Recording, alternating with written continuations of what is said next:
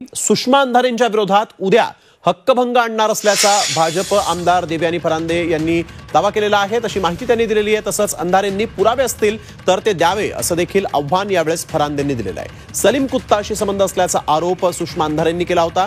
अंधारेंनी यावेळेस निनावी पत्र सर्व पत्रकारांना दिलं होतं। त्यांच्या नावानं आलेलं पत्र माझ्याकडे पोहोचलं, अंधारे पुरावे द्या अशी मागणीही यावेळेस फरांदेंनी केलेली आहे। त्यांनी केलेले आरोप खोटे असून पुरावे असल्याशिवाय बोलू नका। ड्रग्स प्रकरण मी उघडकीस आणल्यामुळे माझ्यावर आरोप का, असा सवाल त्यांनी उपस्थित केलेला आहे। नितेश राणेंनी जे फोटो झळकवले ना, आमचा पदाधिकारी जर दोषी असेल तर निश्चित त्याच्यावरही कारवाई व्हावी। पण यामध्ये जे 3 महत्त्वाची नाव आहेत त्यात आहेत नाशिकचे पालकमंत्री गिरीश महाजन, दुसरे आहेत विकांत चांदवडकर, तिसरे आहेत बाळासाहेब सानप जे एकाच फ्रेममध्ये दिसतात।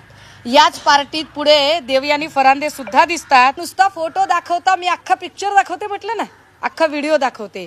मला वाटतं देवेंद्र भाऊ या सगळ्या गोष्टींची माहिती जरा आपण घ्याल।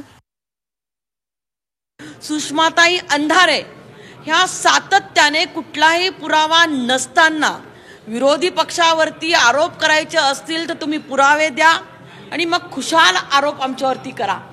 परंतु कुठलाही पुरावा नसताना कोणीतरी आमचे राजकीय विरोधक तुम्हाला पत्र पाठवतील, ते पत्र तुम्ही मीडियाला द्याल, ते मीडियम आमच्या मतदारसंघामध्ये फिरवाल, आमची बदनामी करण्याचा जर तुम्ही प्रयत्न करत असाल तर निश्चित स्वरूपामध्ये मी उद्या त्यांच्यावरती हक्कभंग आणणार आहे। लाल मातीतली कुस्ती म्हणजे